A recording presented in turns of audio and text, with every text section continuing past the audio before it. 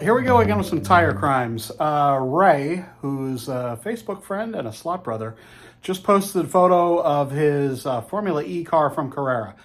Now, to say the least, it's melted. The odd part about this still is that there are no parts from Carrera. We've talked about that a lot on this channel. They offered to send Carrera of America offered to send Ray a whole new car. Why would they do that, you ask? Because they don't have the parts. So rather than send just the tires, which he needs, they offer to send him a whole new car. And while that doesn't seem like it makes a whole lot of sense, honestly, it's all they can do. They don't have parts either here at Carrera of America. So, yeah, this is the situation. It makes cars difficult to find the parts for when you do need them. It makes them in some ways disposable, which is a really, really sad state of affairs. Also to address another part that was brought up in the thread on Home Racing World on their Facebook page group.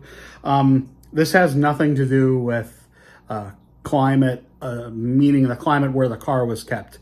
This has to do with the mix of the materials in the tires and their degradation over time.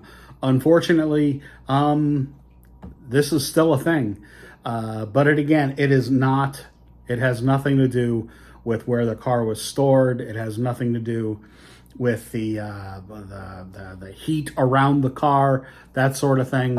It has to do with the materials that Carrera use. Why I bring this up often is because in some countries where there are parts available, this really isn't a problem. I mean, it's a problem, but it's not a problem that can't be fixed with a little sprinkling of money thrown on it.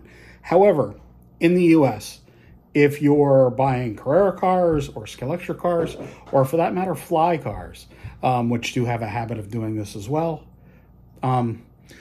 take those with a grain of salt. This isn't something that happens all the time. It happens regularly enough that the company should be able to address this with parts. And like I say, in some countries, it isn't an issue really at all.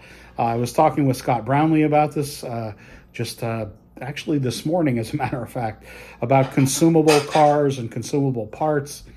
The fact that they don't have parts available for things that they know, the companies that they know will wear out, like tires. It's really hard to, it's unfortunate. They really need to have these consumable parts here, especially if you're in the lower end of the market where you have basic cars that you're selling to families, and you know that there aren't really a lot of parts available, especially the stuff that wears out.